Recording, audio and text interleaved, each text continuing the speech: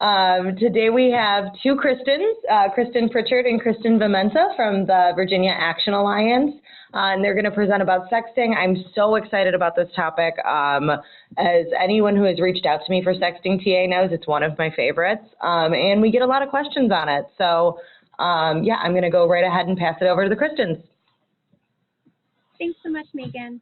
Hello, everyone. I am Kristen with an EN. My pronouns are she and her, and I am the Sexual and Reproductive Health Promotion Manager here at the Virginia Sexual and Domestic Violence Action Alliance. And this is? My name is Kristin Vamenta with an IN. I use she and they pronouns. I am the Data and Evaluation Project Coordinator here at the Virginia Action Alliance. And we are going to get rid of our video now so that we are not massively distracted and talk to you a little bit about what we're going to do this morning. All right.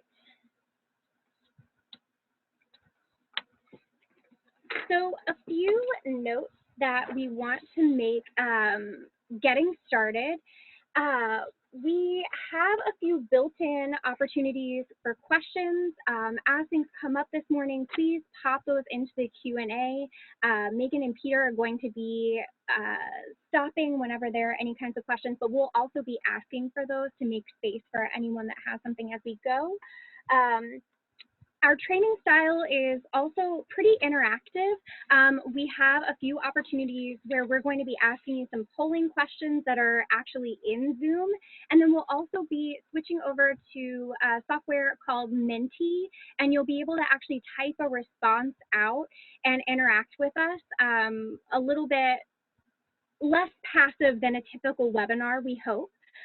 So we just want to make sure that folks know that going into the webinar, to be as trauma-informed as possible about our expectations for interaction with the audience. Kristen and I have already introduced ourselves, but we will give you a little bit of information about the Virginia Sexual and Domestic Violence Action Alliance. We are Virginia's Coalition for Sexual and Domestic Violence. We are a dual coalition, which means that we're providing services to both sexual and domestic violence agencies across Virginia. We have about 65 members right now, and we have an assortment of projects here at the Action Alliance. You can see all of these different logos.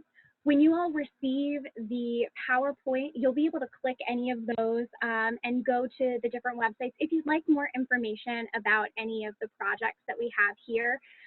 But we provide training, technical assistance, resource development for our member programs. Additionally, we have a pretty robust movement strategies team that is doing a lot of work around prevention and intervention technical assistance. So we have a few prevention projects listed. Do You, Ask, Listen, Respect, which is a consent campaign for youth, and the Red Flag campaign. We also house the statewide hotline, which is 24/7 here in Virginia, and we also house the LGBTQ Partner Abuse and Sexual Assault Helpline, in addition to a few other projects. So we have a lot of different things going on here at the Action Alliance. So today we're hoping to talk to you and to talk with you about some of the commonly proposed messaging to prevent sexting in hopes that we can identify some alternative messaging strategies that are rooted in a health promotion framework. And we want to be pretty transparent about those two learning objectives that, you know, the conversation around sexting is often this don't do it approach, or focused more on kind of the dangers or things that folks don't want to see. And that's hopefully not the perspective that we're going to be taking today. We think that there are lots of avenues and opportunities for you to get information around the dangers of sexting. And so we just want to make sure that folks know that off the top, that that's the perspective we're coming from. And then we're going to be backing things out. Right. We're going to be talking a little bit about the dynamics of how youth engage with technology within the context of larger systems of oppression. So all of that to say that this is still very much within the lens of primary prevention. And we totally understand if folks have different perspectives, and we're hoping to use this as kind of an invitation that you'll hear us out and We can have some dialogue after the webinar if you want to talk more about any of these things or what that means as we move towards secondary, tertiary prevention, as we try to incorporate that in crisis intervention and so forth. Thanks. All right, and so to get us started, I'm going to be switching, so you're going to be responding to this question, how do you define sexting?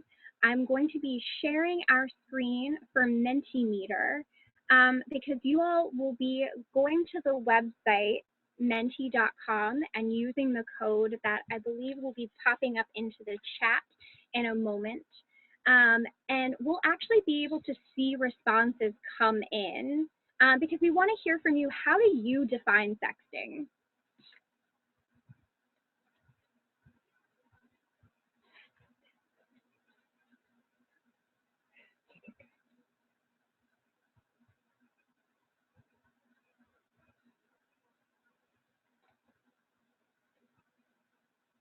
We haven't seen any responses come in just yet.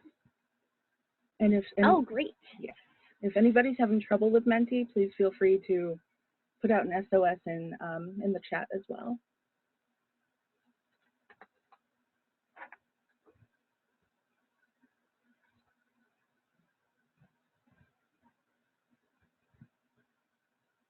All right.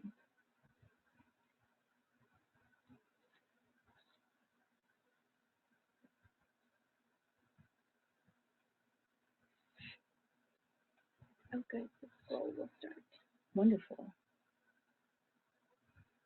And folks should be able to put in multiple definitions as well if there's a couple of things that come to mind. This is great.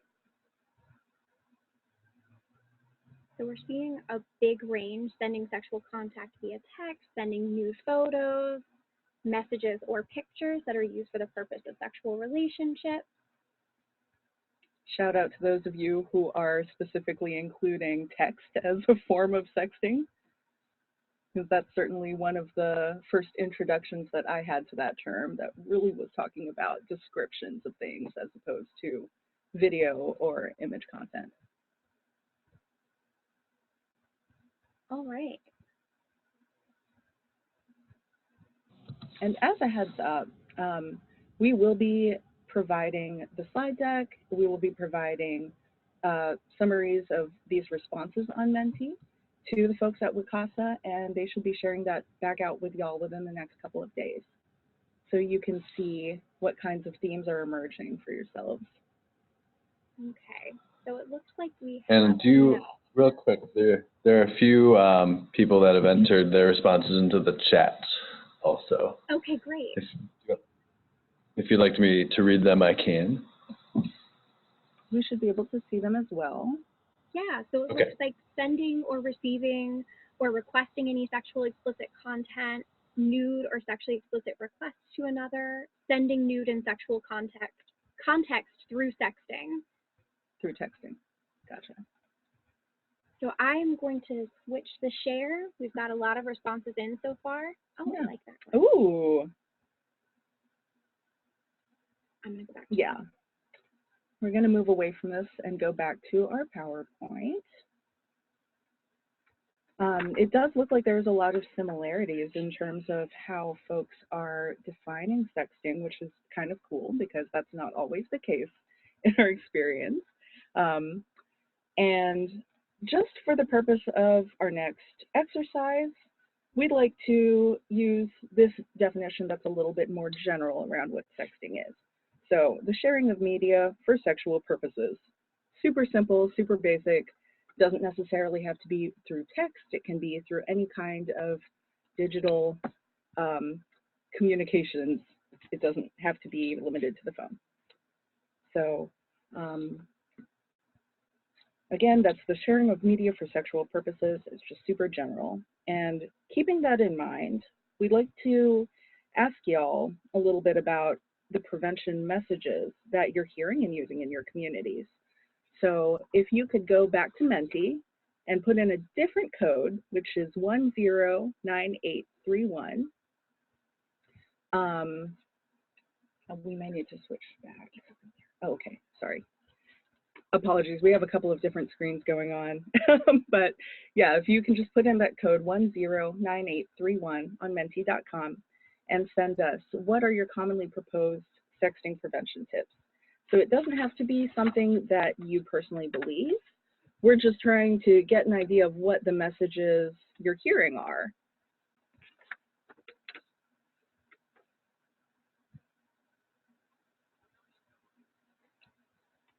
So some abstinence options. Ooh, some techie options. Citations of the law, yep.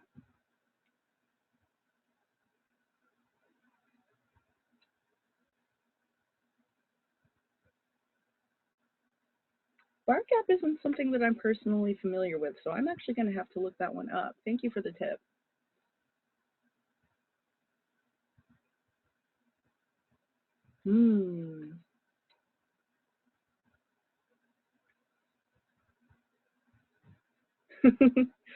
Okay.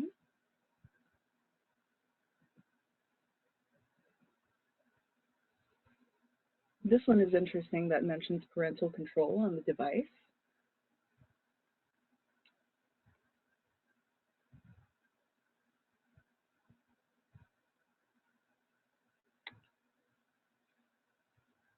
Okay. So thinking about potential impacts on somebody's future.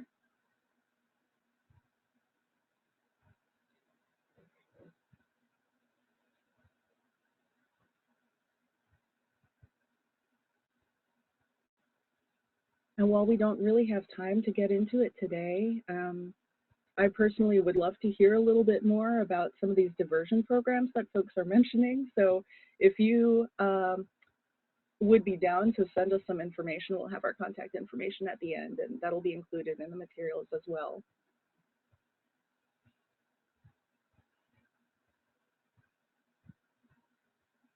Ready, let me know.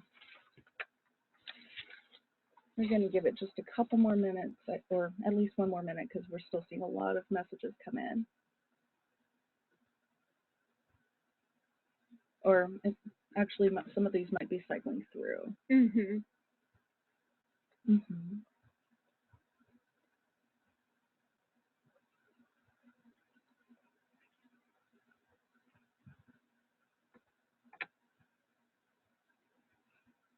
I think that we are at a space where they've cycled through, so I'm going to switch back to the slideshow to have that in front of us.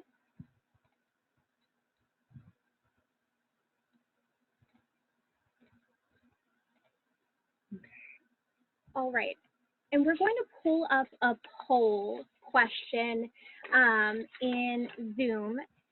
And what we're going to go through are a series of 3 questions for one of the prevention tips that was mentioned. And we're going to ask a couple of questions. And so there'll be yes or no options that you'll be able to select. I'm going to launch that right now. And so, Kristen, I was thinking maybe if you sext, you will you could be subject to criminal charges. It might be illegal if you're under 18. That was one that we saw a few times. So thinking about that particular prevention tip, we're going to ask you these 3 questions. Does it limit behavior? Does it place blame? And so if you could respond to the poll, you should be seeing that right in front of you.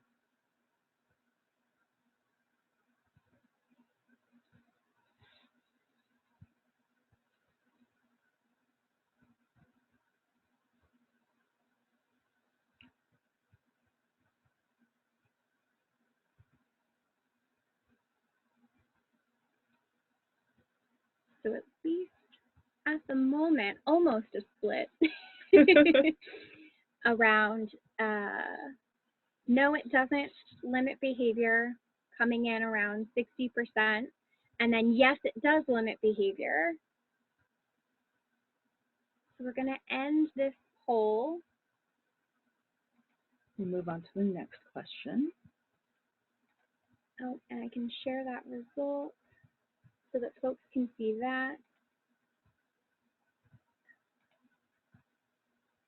Actually,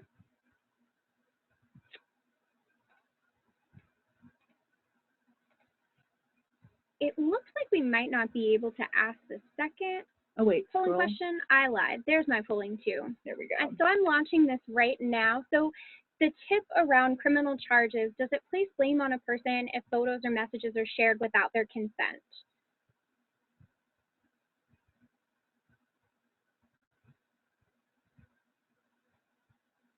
So you will experience criminal charges. You should not sext. Most people are saying yes.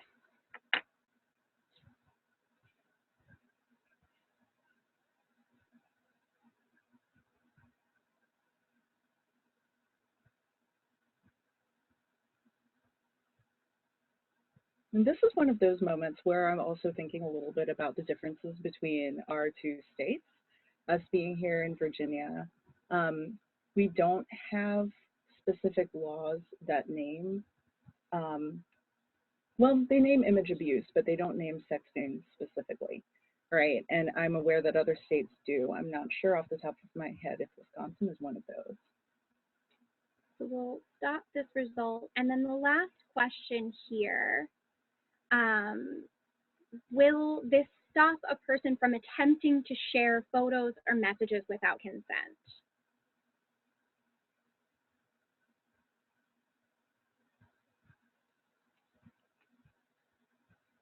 So we'll give it a couple more seconds for that one. You all are getting the hang of doing the polling questions and responding really quickly. Thank you for being game to try this out with us. Yeah. So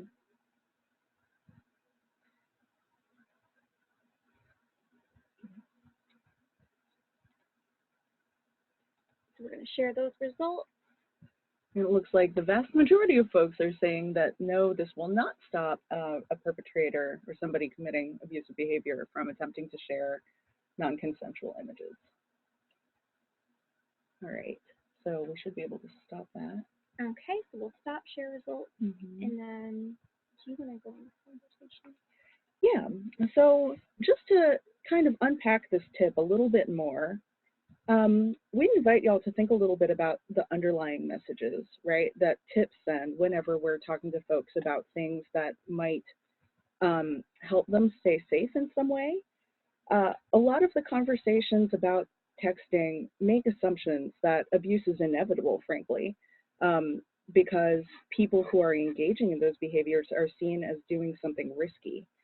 So what we're hoping is that folks are making connections about the fact that we put so much focus on the type of content that's being sent and on the originator, so the person who's creating the image or the video, instead of the person who's engaging in abusive behavior and sharing imagery without consent. We actually use this exercise when we're training folks on primary prevention in general and asking them about messages that they're hearing or using in their community around how to prevent sexual violence. And we don't want folks to approach other forms of sexual violence in a way that encourages victim blaming. We know that it's real, we know it's rampant, and same thing with slut shaming. And one of the things that comes up is the sense of protect yourself, because if you're safe, maybe the abuser will move on to somebody else and you won't be the victim, but that implies that somebody else will be. What we have here on this slide, I don't know if this is something that y'all may have come across before, but it's a screenshot of a series of, I guess like a thread of posts on Tumblr that says, if you're not promoting changes to women's behavior to prevent rape, you're really saying make sure he rapes the other girl. And we just like to highlight that at the very bottom it says, one of the responses, there will always be someone who is less sober, less secure, with fewer friends, walking in a darker part of town. Although we know that the stranger danger thing isn't necessarily a helpful framework, but it's really helpful to see that this kind of thinking is starting to become more prevalent in how youth are talking about victim blaming and addressing rape culture in social media in ways that we may not have anticipated.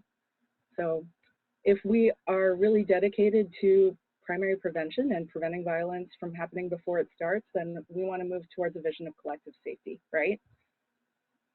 Okay. Yeah. So another thing that we want to name here is that y'all did a pretty great job of this when we created our shared definition, our general definition of sexting. But we have found that when many people in this field, outside of this field, even journalists and people who are paid to study and report on this content, lots of people use the term sexting sort of interchangeably when they're actually talking about abuse and exploitation. So abuse, in this sense, we're referring to explicit photo or video content being distributed without the consent, of the person being depicted. And that can happen in a lot of different ways. So in some situations, images can be made consensually. So like if romantic partners are taking pictures together or for each other. But there's also going to be situations where those images are captured without consent of the subject, like forcibly photographed or videotaped in secret. And then we also know that images can get online or get distributed in different ways. Sometimes it's in the aftermath of a breakup or during a fight with a romantic partner. It could be because somebody hacked into an online space that they thought that was intended to be private and that the images were stolen. So in all cases, the sensitive images are shared with third parties without the consent of the person being pictured. And that's not the same thing as sexting, right? We recognize that survivors are going to choose the words that they feel fit their experiences.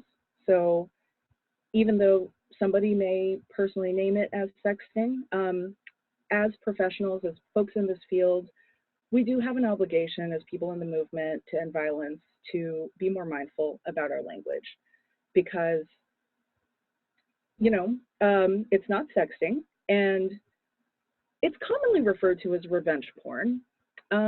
I'm just going to take a second to talk about why we don't care for that term, and we like to shift the vocabulary even further to name it as image abuse.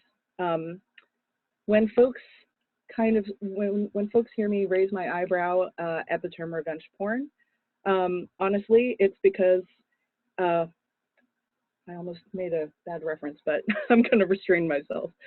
So it's not revenge, right? It's not distributed in response to somebody doing somebody else wrong. It's distributed with the intention of humiliation. And B, it's not created as erotic entertainment for public consumption. So it's not revenge, it's not porn. What is it? Y'all may have seen another term floating around over the past few years called NCII, and that's short for non-consensual intimate images. Something similar to that is non-consensual image sharing, and that's a good alternative to revenge porn. But again, because that focuses on the behavior of the person that is creating the image as opposed to the behavior of the person that's committing abuse, we want to use the preferred term of image-based abuse. So just as a reference point, you have it here on a Marie Kondo meme. Hopefully people are appreciating my terrible sense of humor.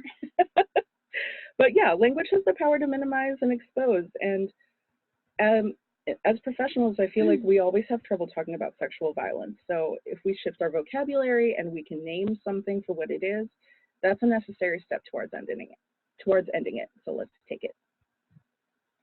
Thanks, Kristen.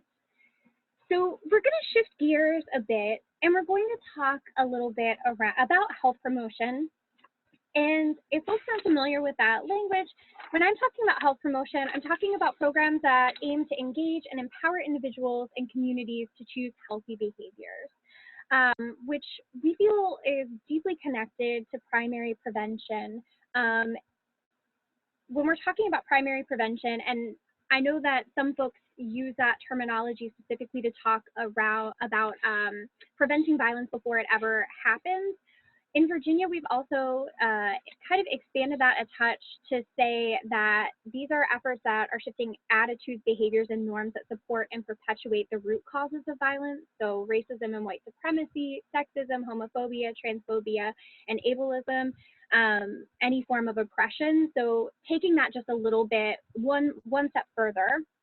And so that connection between health promotion and the primary prevention of sexual violence, we're thinking explicitly about how to engage and empower individuals and communities to shift their attitudes, behaviors, and norms so that there isn't a support or perpetuation of those root causes of violence. So when we're approaching sexting behaviors with this just don't do it attitude, I'd argue that we aren't taking a primary prevention approach at all, because so often the root of this approach is that sexting is inherently risky, that messages and images will be shared without your consent, which often places blame on the person who took photos, as Kristen has really beautifully laid out, rather than the person that violated another person's trust and boundaries. And that just don't do it approach also sets victims of image abuse up to feel as if they should have known better, that sharing was their fault. It also helps to create a hierarchy of victims, which places less blame and shame on those who had images taken without their consent. So, you know, people who were hacked are therefore innocent, rather than people who knowingly took photos and shared them being seen as deserving of some kind of harm. Right. And piggybacking off of that, we just want to name, again, thinking back to the fact that our framework for primary prevention includes addressing multiple forms of oppression and seeing how they're related. So we just want to name that a lot of the discourse around image abuse focuses on this idea of perceived sexual purity, right? That we have to protect somebody's virginity or protect their sexual expression somehow. And often that's racialized. So it's the perceived purity of white cisgender women and girls. And that reinforces a sense of a hierarchy of who's a deserving victim, making that the abuse that's experienced by women and gender and sexual minorities who are Black, Indigenous, POC as less important, or that they're more deserving basically of being hurt rather than being equally deserving of safety, both online and offline. And so the reason that we think that we need to shift from this just don't do it approach versus something that's rooted in health promotion is because just don't do it is unrealistic. People are sexting, adults and young people alike. And while the prevalence of sexting varies from study to study, which is in part because of those different definitions of sexting in the literature, teen-reported sexting prevalence ranges anywhere between 2.5% to 24%, and some studies suggest much higher rates. And so if you're working with adolescents, older teens, or young adults, you probably already know that many of them are sexting. And we've seen how the just don't do it approach plays out when it comes to youth and sex. It doesn't work, and rather than take that approach when it comes to sexting, in Virginia, we're really having this larger conversation about how to encourage people to take some of those lessons we've learned from sexual health promotion, because there's such a great deal of overlap in our intended outcomes for sexual violence prevention and sexual health promotion. So the image on the slide comes from the Oregon Attorney General's Sexual Assault Task Force. I want to shout this out because I think that it beautifully lays out that overlap that I'm talking about between sexual violence prevention, sexual health promotion, and child abuse prevention. They're doing incredible healthy sexuality, sexual health promotion work in Oregon. It's very exciting, and I think that many of us can learn from what they're doing. The sexual health promotion is all about giving developmentally appropriate information about bodies, sexuality, communications, and boundaries, all in an effort to promote safe attitudes and beliefs about sexuality, so that youth can then use accurate information and well-developed skills to make thoughtful choices about their relationships and their sexual health. And so whenever I think about what that means for talking about sexting from this perspective, you know, prevention programming would include this analysis and discussion of why is it that a person may want to send sex. So for an example, if a person is trying to connect with a partner in a more intimate way without engaging in different sexual behaviors, sexting can be something that they can use.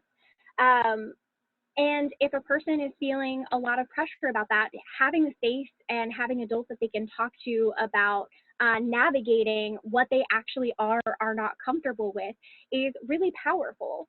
And so prevention messaging that's rooted in shame or blame is simply going to uphold the patriarchal culture that supports and perpetuates image abuse. And so figuring out these new strategies for thinking and talking about sexting in our prevention programming is really important to us. And I'll share something that we've come across in the literature that I really, really love. So this article is from 2013. It's Interpretive Theorizing the Seductive World of Sexuality and Interpersonal Communication, Getting Guerrilla with Studies of Sexting and Purity Rings. So in this, the authors coined this definition of sexting that says, sexting is the willing interactive exchange of sexual-oriented messages using a digital mobile communications device. And one of the participants says, for it to be sexting, it has to be that the person is texting you back. Just sending a message to someone doesn't count because it doesn't mean that they're into it or want to do it. And what we really love about this definition is that it rethinks this act and centers consent in the actual act of sexting. And so anything outside of a willing and interactive exchange then means that it's not actually sexting, that we're talking about abuse.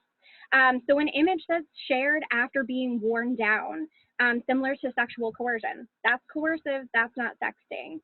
If you receive a random dick pic from a person that's completely unexpected, that's not consensual and that's not sexting.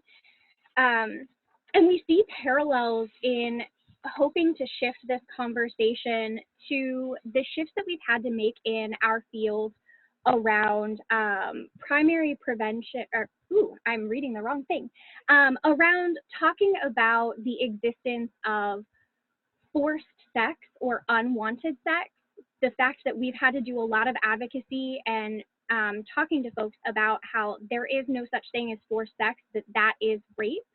And so shifting the blame and being really clear about what is abusive and what is not abusive, and changing the way that we're thinking and talking about that is kind of what we're hoping to promote.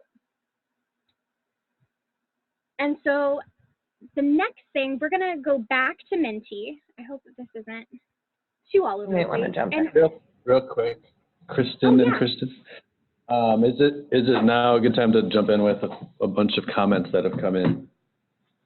I think so. Yeah. Actually, we should have a little bit of time. Okay. Thank So no problem. We pointed out that in some counties in Wisconsin have passed ordinances where teens can be charged for sexting. Actually, Corey pointed that out. I want to give her credit for that. I actually said that I hadn't heard if they had gotten any traction or not. And I appreciate you mentioning that, Corey. I thought it was in the Fox Valleys area. So there's some local ordinances, but on the statewide level, there is no sexting law.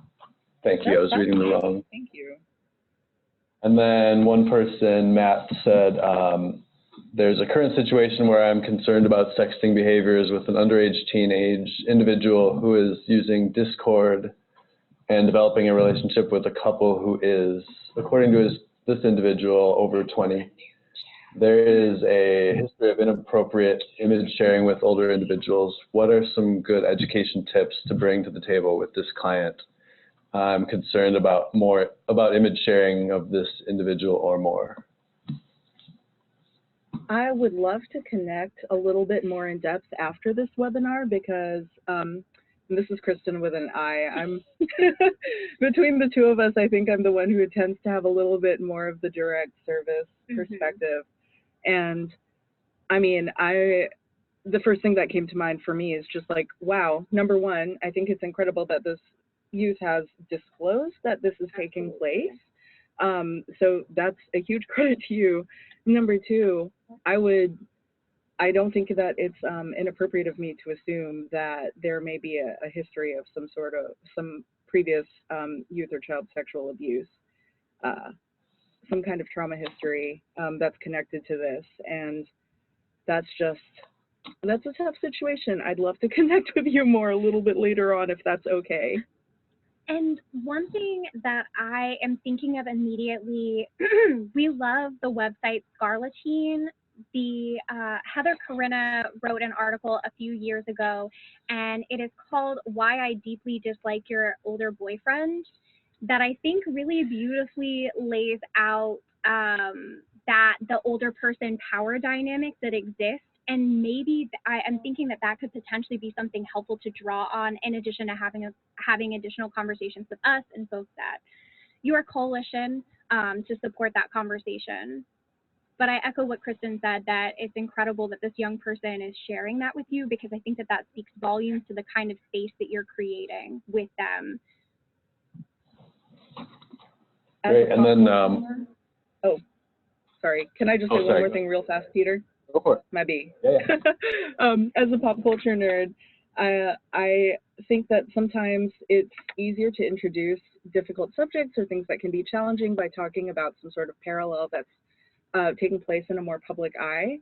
So I would think about, for example, the fact that Drake has been known to have some very rigorous communication with minors. And while it's not necessarily explicit in nature, how that honestly could be part of grooming, and what that means, and at what point are we engaging with that type of behavior and recognizing it for what it is? What helps us recognize it as grooming, and so forth. So that would just be my 2 cents real fast on that. Thanks. Bethany pointed out in Wisconsin, sexting is being charged under child pornography laws. Someone who sends an image will be charged as distribution of child pornography, and those who receive it are in possession of it are charged with possession of child pornography. With the exception of those smaller communities that are not smaller communities, but the local communities that have ordinances that they can charge teens just with sexting. I believe those are the same ones that have the diversion programs, but I'm not totally confident on. So and then, go for it. I think Kristen's going to touch on this a bit when we talk about youth tech use in the context of larger systems of oppression, because, so I'm thinking specifically around Virginia and the way that we're treating our public policy priorities, because as a field, sexual and domestic violence, we very much pushed for carceral responses to violence. And what that has meant in Virginia is that we're seeing disproportionate impacts on communities of color, which is leading to folks being to Black women and women of color being less likely to go to law enforcement. And we're seeing an intimate partner homicide rate that is 3 times higher for Black women in Virginia than it is for white women. So I bring this up around, when you're criminalizing young people, when we're criminalizing any population, there is this worry that I have around that being disproportionately applied to different groups. And is that really what we want to happen? Do we really want young people to be punished for this? Are there ways to take a more restorative justice approach? And I hope that when we start talking about kind of what your primary prevention message is that you're already using, I hope that when we get to that part, we can kind of see that where we're going with this is much primary prevention is going to be addressing things that are helpful for talking about the ways that we communicate digitally, whether that be sexting or just regular conversations. And we have the same stipulations in Virginia as well, and I believe that's also, federally reflected in terms of what constitutes child pornography. So I don't have a ton of this in my future parts of the presentation, but I, again, would love to connect with folks about this afterwards because there are some specific legal recommendations that I've come across in terms of things that we could start thinking about in terms of shifting policy. And that includes things like decriminalizing consensual sexting, acknowledging what the age range differences are. That's actually something that we have in terms of, what is it called? Virginia consent law? Yes, thank you. Yeah, we have the Romeo and Juliet clause in Virginia. So technically, anybody that's between 15 and 17, it is legal for sexual behavior. If you are under 15, then it is illegal. And then if you're a person who is above 18 with a person that is under 18, that is then illegal. So we all have kind of a wacky consent where it's not quite as clear cut as it is in some states. And what I believe in Wisconsin, because Megan, correct me if I'm wrong, I think you said any sexual activity under 18 is illegal. And it would be interesting to see if there could be effects of things like close in age exceptions. And frankly, you know, moving away again from who's creating the image and going back to what's happening with the image, having more tech industry regulations and more laws around privacy and what kind of protections exist on that front would be another policy recommendation to look into. Yeah, so we do also have a Romeo and Juliet law. I'm really right now wishing that I had our legal guy, Ian, here, but because I don't remember specifics around ages, any of that. I know that that it is still a crime. They just get charged with something else. It's a lesser charge, essentially, if they're both under 18 or both within that age range. And I'm sure that there's a legal advocate on here that's going to have the actual answer that they're going to type into the chat. But I don't remember the exact specifics of it, but it is a different, they're charged with under a different statute. Gotcha. Okay. Yeah, and that can be so tricky because, you know, when we're thinking about what is considered healthy sexual development, it is something actually outside the realm of what is considered typical or healthy sexual development, because I think that there are some behaviors that are absolutely concerning. And again, like, should we actually be punishing folks? Are there ways to approach things from a more restorative place? Because also we know that folks that might be exhibiting some of those less healthy responses are likely people who have experienced trauma, and not trying to criminalize trauma. Were there any more comments or? Okay. There were. Thank you all for commenting and asking questions. As a prevention educator, how can I encourage the counselors and other school staff to use better approaches to teaching teens about sexting in a conservative community, not using the just don't do it approach, but better educating the teens? So I'm going to pause on that because I hope that the next conversation, the next little bit that we're going to talk about is going to touch on that. But if you feel like it's not answered or you still want more information, please, you know, follow up, pop back in the chat, or send us a message. Okay, there's a few more other things, unless you want to save it for later. Maybe let's save it for later to see, because I feel like we haven't quite gotten to one of the things that I think might be helpful for folks. Which is okay. Yeah. Thank you for cutting in. So what I'm going to do now is share our Minty screen again, because what we want to hear from you all is about what primary prevention messages are you already using in your programming. So stop and think before you send out anything. And so this is not just specific to sexting. This is primary prevention of sexual and intimate partner violence. In general. In general. So education. So it looks like some of the responses so far have been more tailored to sexting. I think that might shift as additional answers come in. So being honest with a trusted adult to discuss what you aren't comfortable with. If someone does force you to take and send pictures. people have been communicating about sex in the written word as long as we have had written word. It can be a fun way to explore boundaries. Some of these are moving faster than I can read. Boundaries and consent. You try to stay away from the just don't do it approach. Being honest and education. And we'll give folks a few more minutes because it looks like we have 11 responses that are kind of cycling through. And a couple of questions as well. There was one person who was like asking about sexting, but again, we're trying to just get an idea of what primary prevention messages are out there in your communities, regardless of whether or not they address sexting specifically. Oh, yeah, I see. Yep. So yes, to promote sex positive behavior, any kind of prevention messages that you're using in your programming. Boundaries, healthy relationship stuff, consent.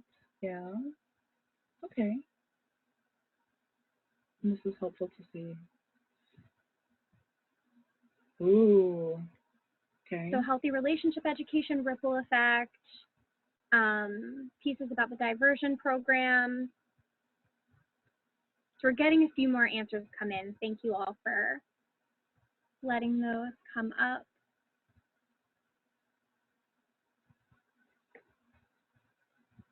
And so I can talk a little bit as people may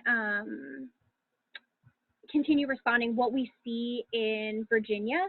So a lot of our preventionists are doing programming that is tailored toward building youth resilience.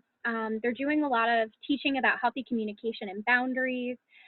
Some of our programs are actually doing comprehensive sexuality education, which means that they're teaching about bodies and sexual behaviors. Some of them are doing a lot of bystander intervention work. And then others are doing things like building empathy for self and others, doing things to challenge gender norms. And there was one that rolled through that I really wanted to share. So because much of queer folks use apps or tech to access queer community, it's typically from older folks, we really encourage folks to come into our programming for queer community first and to use safe sex and harm reduction practices when engaging. That's really exciting.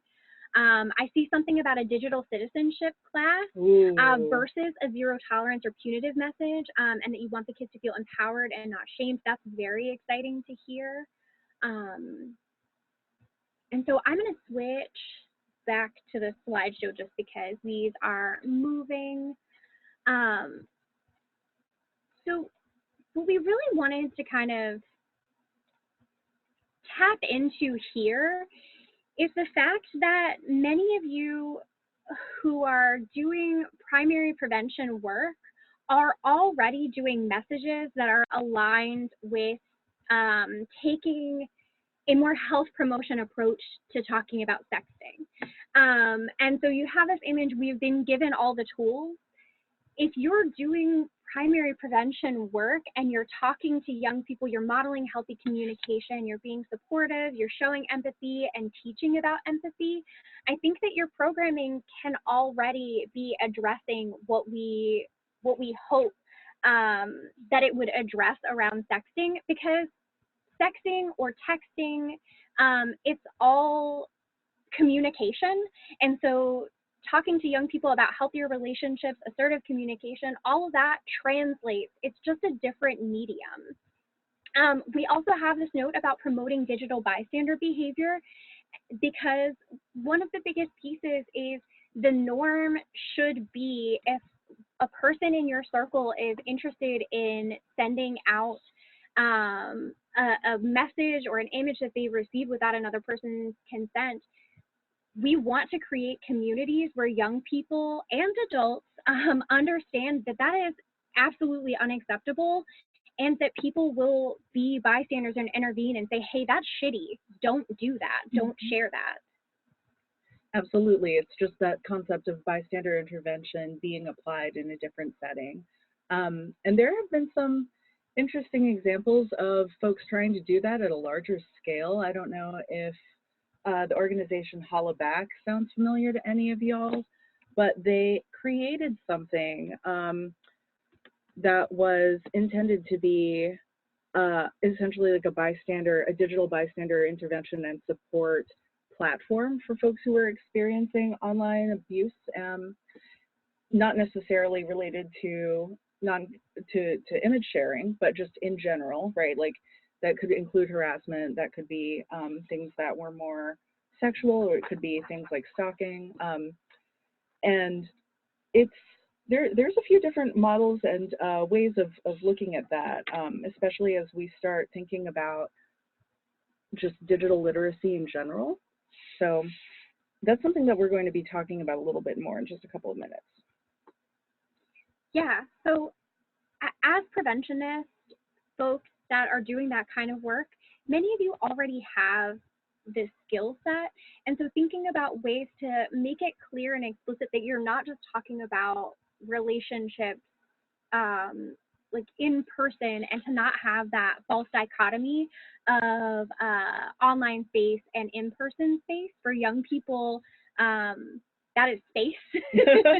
and so making sure that you're making that connection explicit, and thinking through how can if you're using scenarios, for example, can you incorporate digital examples into your programming, things like that. Yeah, thank you for that. So we've been spending a lot of time talking about sexting, and I'd just like to take a step back and talk about more generally, how are youth engaging with technology? Just because sexting is one piece of the puzzle, right, in which they may be interacting online. And there's a lot of different types of concerns that folks have about youth engaging in technology. And some of them have come up in the Menti responses, especially surrounding, like, what are the potential long-term effects of whatever it is that you're doing that may or may not be risky. So the concerns don't always match how youth are talking about their experiences. And they sometimes, when we talk about the concerns and put a lot of focus on that, we lose sight of the unique opportunities that digital engagement can offer to our youth, and to everybody, regardless of age, honestly. So we're just going to take a second to see what youth are saying about their experiences, along with what they're consuming and producing, and talk about digital engagement in general. So the youth are all right. There's a lot of really great stuff coming out of Pew Research. But there was one study in particular from, I want to say, the spring of 2018, where the teens that were participating in the survey reported some pretty interesting things, which in the nutshell shows that they have some awareness of the risks of social media usage and the benefits, and are able to hold those in tandem.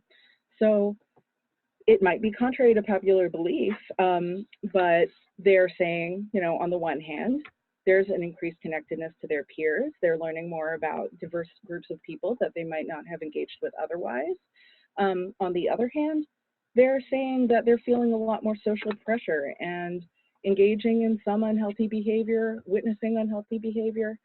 And to tie back to something that Kristen said just a couple of minutes ago, the ways that teens and youth are engaging in social media and digital spaces is not a separate thing from how they're engaging with their peer groups and other trusted adults offline. So it's not a either or, it's a both and.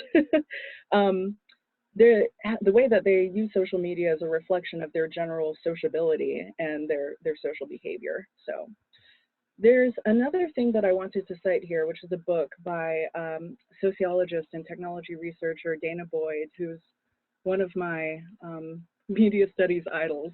It's called It's Complicated, and it's actually available for free on her website. I can send folks a link, or they can Google it. It's amazing.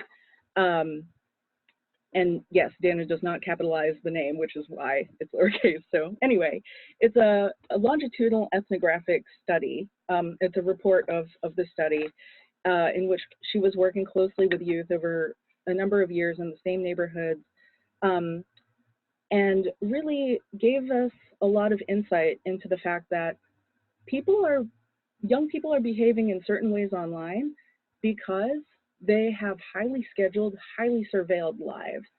There's a lot of stuff that they don't have control over. There's other people that are trusted adults that are making decisions about their lives and how they can do things, which is, you know, theoretically what a trusted adult is supposed to do in terms of building a healthy family environment. But inadvertently, that can kind of contribute to folks wanting some sort of space to be able to explore and socialize. And it's really hard to do that in this day and age because public spaces are increasingly unavailable. They're more limited.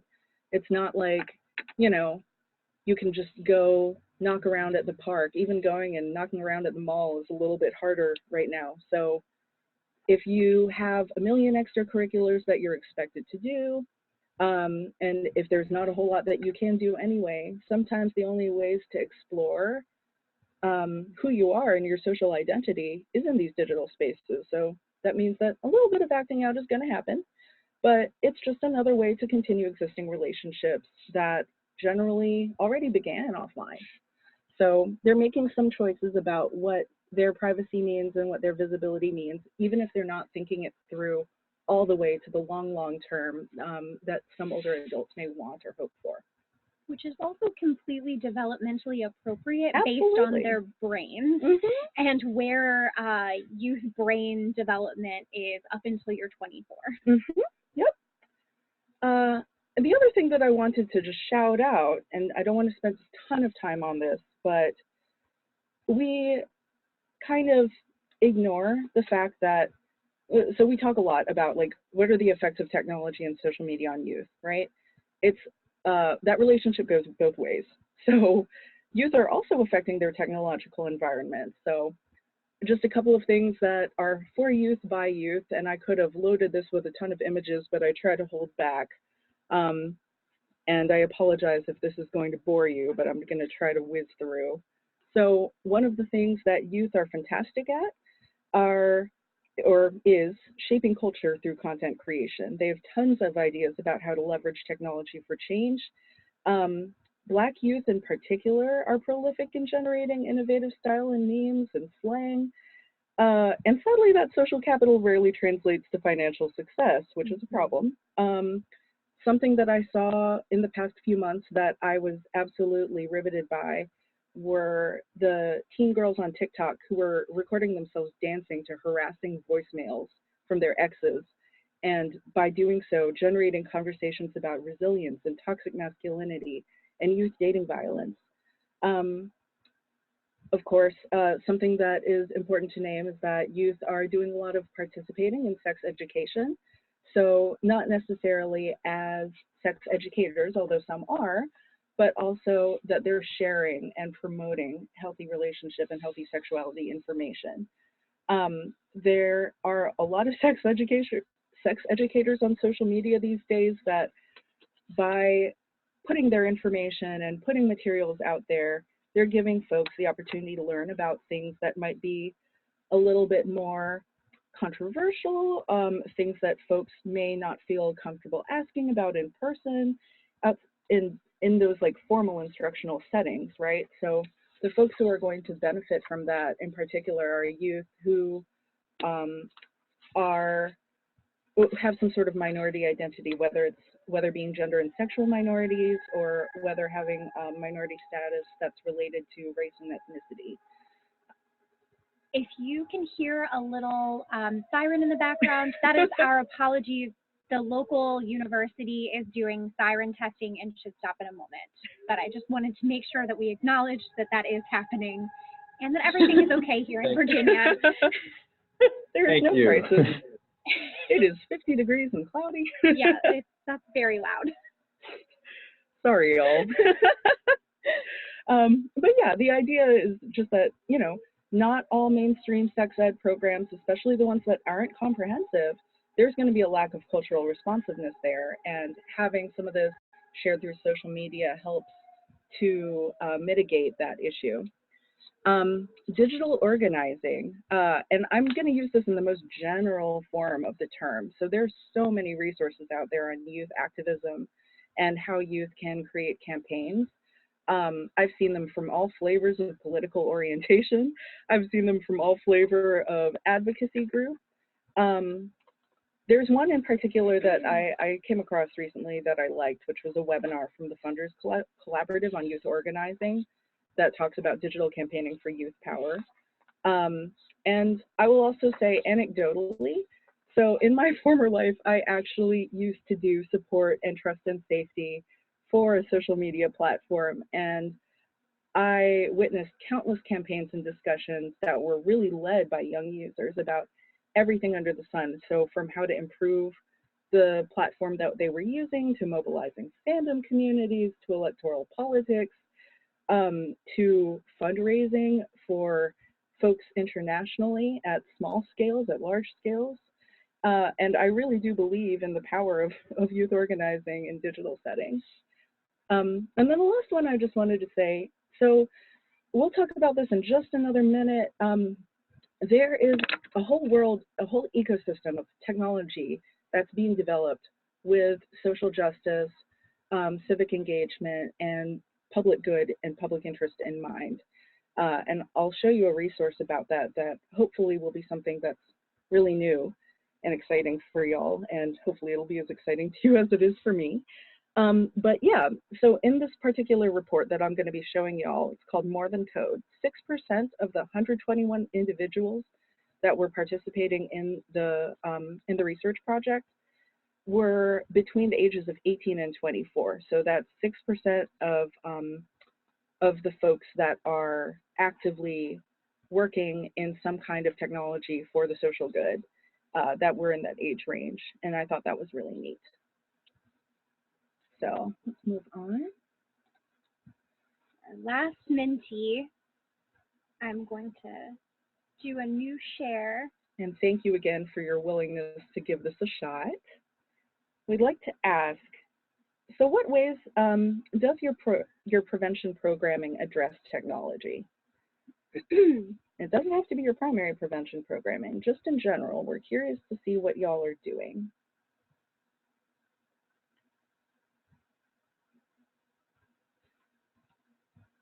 Avoids it. That's real. Very. Mm-hmm.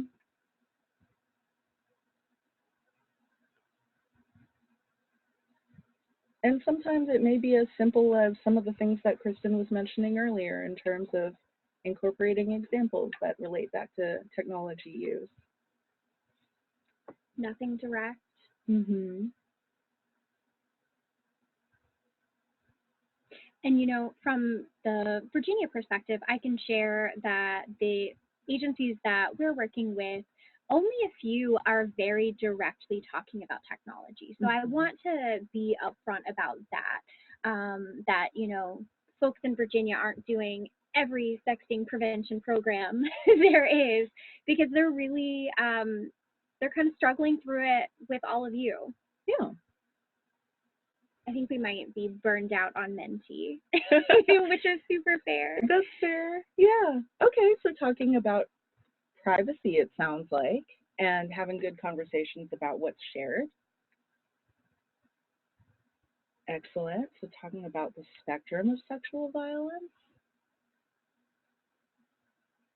Oh, that's a really great strategy. So Yeah. safe states of harm reduction and safety strategy is a guide for navigating using dating apps, social media, learning how to make your social media private or safer, what to do if you do experience harassment or abuse online. Yes, tech safety. Yeah, these are great. It's built into the curriculum. Cool. I like that. Yeah, there's some developmentally appropriate stuff in there too for younger youth.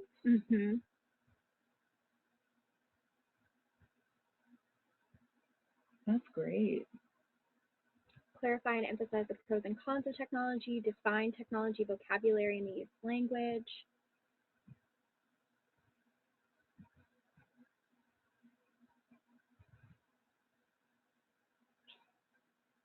Just give it a couple more seconds to see if anything else comes in.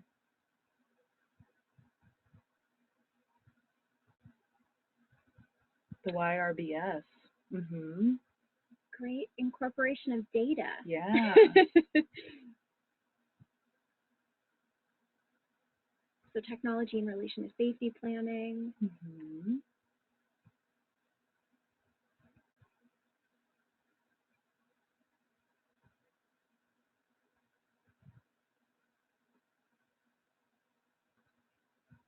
Yeah, this sounds good. And we have a couple of things in our resources that we'll be sharing later on that may tie back into some of the stuff that y'all are describing and might be helpful tools as you build your toolkit for prevention that incorporates technology. But yeah, we want there to be developmentally appropriate conversations, and we essentially just don't want there to be this issue of conversations about sexting being the first introduction that people have to issues of communication and privacy and safety. So they need to have some sort of a sense of what boundaries are in the first place, right? Before they can understand how they can practice good boundaries in digital settings. So that's great. Yeah. So if you're doing work around communication and boundaries, you can talk about technology. If you're talking about technology, make sure that you've done the foundation of talking about boundaries and consent, privacy before you get there, and it's not just about sexting. We don't have a ton of research really on this, but I think it's important to remember, right, that because digital literacy is part of media literacy, which is part of health promotion, there may be some really intriguing ways to get these conversations going from the perspective of like educational technology, from the perspective of STEM and building technology that students are working on for whatever projects those might be. So, right, maybe digital literacy could theoretically be a path toward primary prevention. Could be really great to watch that. Absolutely. Yeah.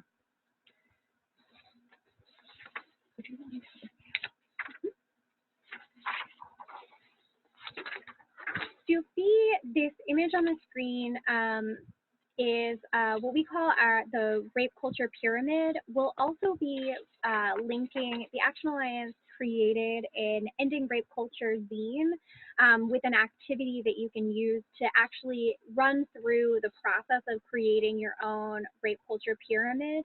But we wanted to kind of continue that backing out a touch to talk about rape culture. Right. So the idea being that any tool that we create in our culture is going to be a reflection of that culture, right? And if our culture is, unfortunately, it's rape culture, it's cis hetero patriarchy and white supremacy, that means that our biases and prejudices as a culture are literally being coded into the technology that we depend on every day, which is a little daunting to think about. But here's the thing. We have opportunities to shift culture, right?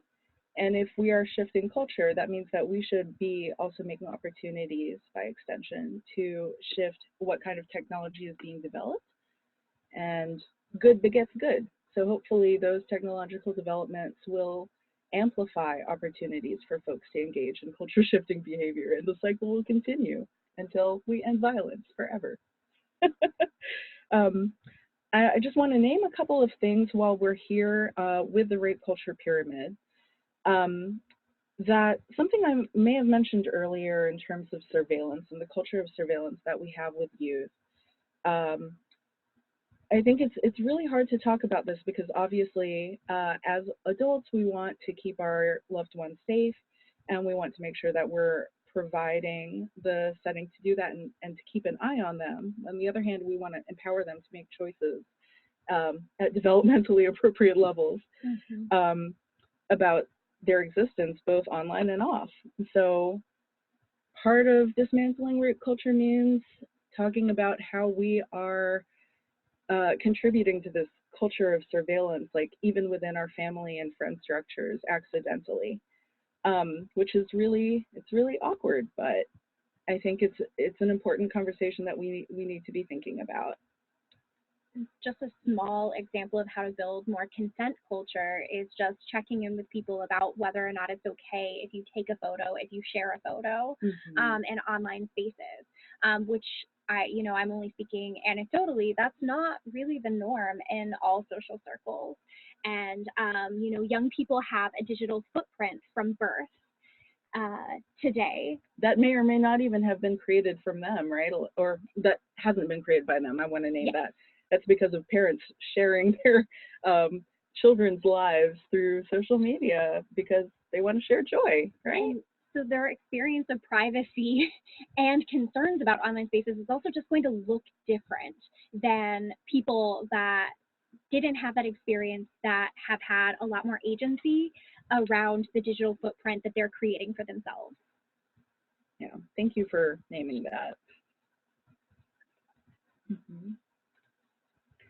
So, good news, we literally have the technology.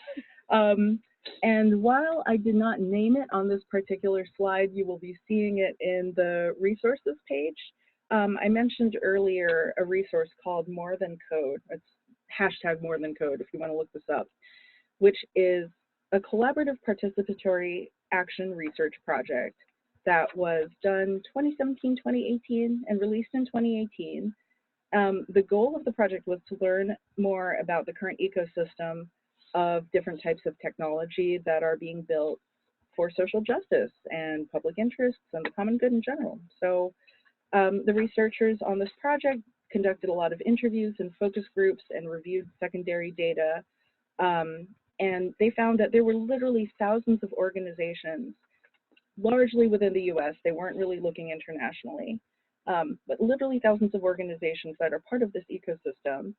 And part of the reason why we don't necessarily know about this or talk about it and integrate it into our community building work is because these organizations and individuals use a lot of different terms to talk about their focus.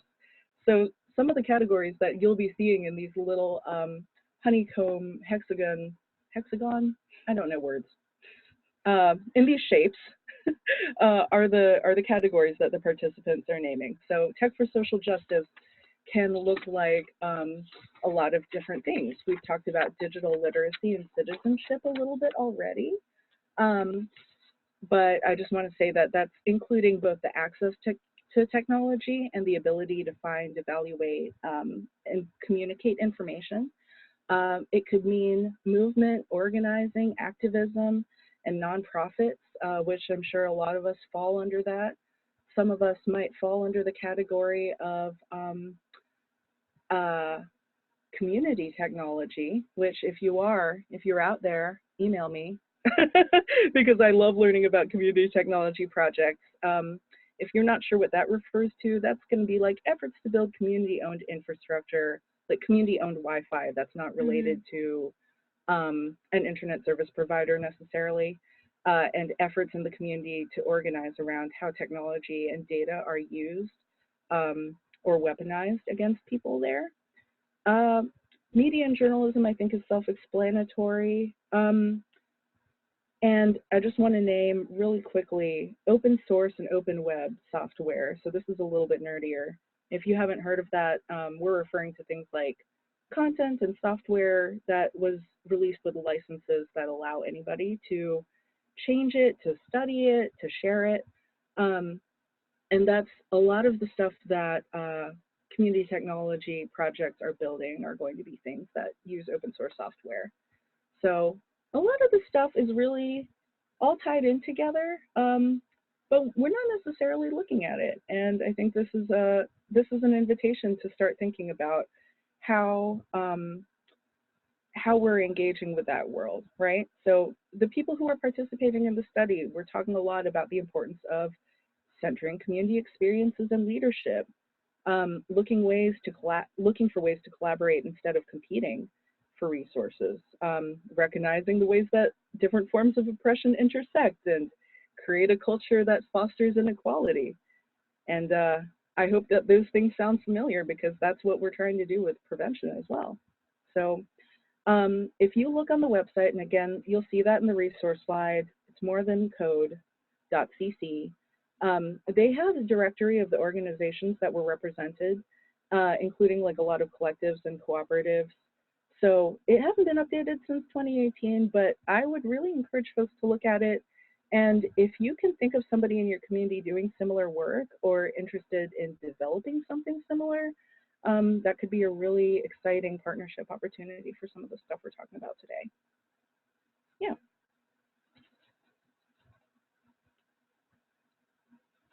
So in conclusion, you know, people are often afraid of technology. People are often afraid of youth sexuality, and health promotion and asset building can help us combat those compounded fears. And please be proud of Kristen Vamenta. She made this great meme. It's beautiful. I'm not going to be offended if people don't appreciate it, but I was proud of myself, and that's what matters. So, right. What we're really hoping to do today is just bring light to the fact that addressing technology issues through prevention really can have a multiplier effect on our work. Mm-hmm. And in our prevention programming, we talk a lot about fractals and this idea of rippling out, and that small changes that we make will have effects at larger and larger scales until cultural shifts are created.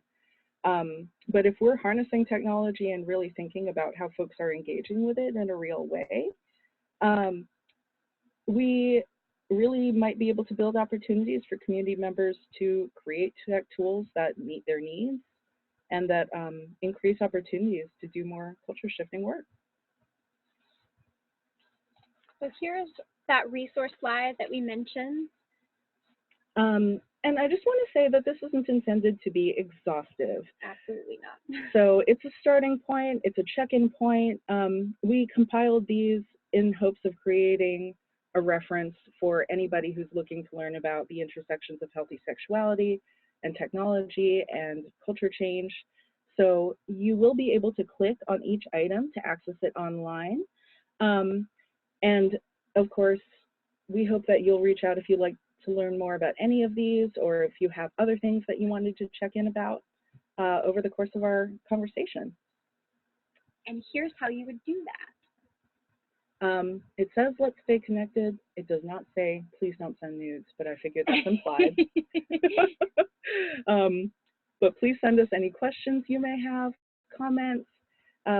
We're always down to hop on a phone call or an email to do some technical assistance, even if we're not necessarily super well versed on the legal implications of your local ordinances and statewide laws. And I'll also just shout out Megan for even connecting about this, because Megan has a lot of expertise, and actually one of the resources in the list was completely inspired by Megan introducing that resource to us.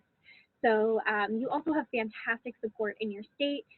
We're happy to answer any questions for the remainder of the time. I realized that I didn't explicitly say this, so I made a note around how to talk about sexting, how to talk about that to adults.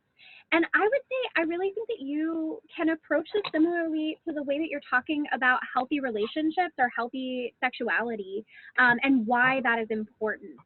Because I know that that's something that our preventionists report often in communities, especially that might be a little bit more conservative and really, really be uncomfortable with the notion of youth and sexuality. The same way that you would have those conversations there and point to, you know, young people really need this information, and depriving them or only coming at a just don't do it approach doesn't set them up for success. It actually could potentially lead to them being more vulnerable. I'm thinking specifically too, you know, this notion that we just don't talk to youth about sex until you turn 18, and then magically you cross this arbitrary age line, and now you're supposed to be expected to engage completely normally and healthfully, and that's a really unrealistic expectation. And so really talking to people and say, like, we want these people to be healthy adults that have capacity to engage in relationships where there's healthy and clear communication.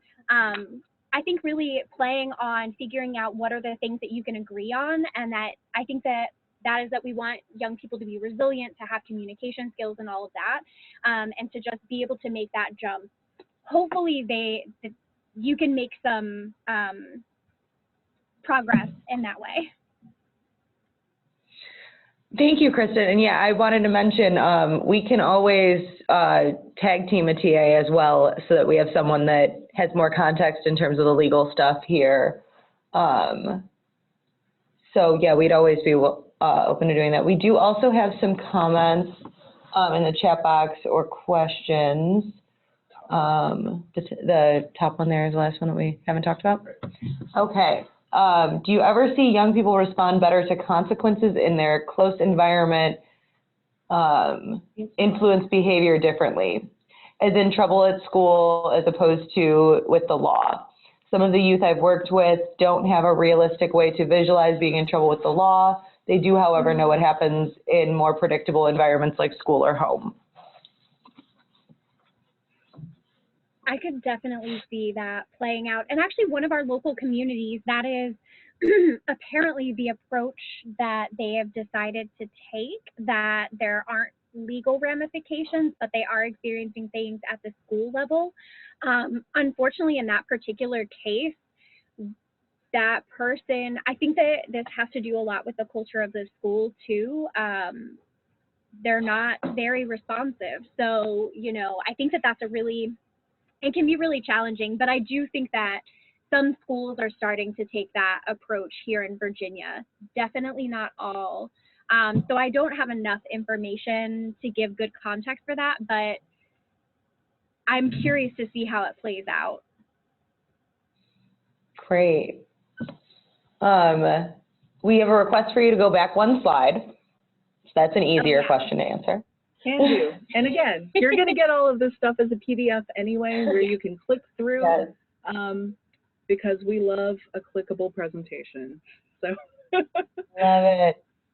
And then we have one question, a little off topic, but still a good question. In Virginia, do you have prevention presentations in local schools, not specifically sexting related? Do you do sexual abuse and sexual assault prevention programming in schools? Absolutely. Yes. I think there's a really wide range in participation across Virginia. So I'm thinking of one specific community where they're in every single middle and high school. They're only there for 3 sessions. But then we have other communities where folks have been able to enter for safe dates. I believe one of them was even doing our Do You curriculum, which is 10 sessions.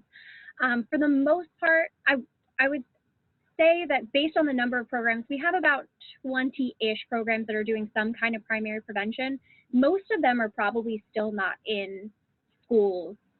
They are doing prevention outside of schools specifically. And we really encourage it too, because there are so many limitations sometimes when it comes down to time or your ability to actually share the kind of information that you want to share. And the simple fact that if the schools are already under-resourced, they're not necessarily in a good place to be able to provide the support that's needed for ongoing programming.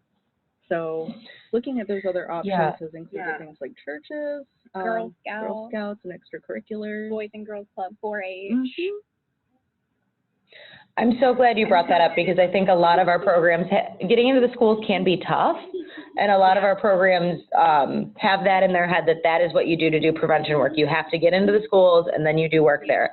I know the person that specifically asked this is from a program that I know has a great relationship with their local schools, which is super fortunate.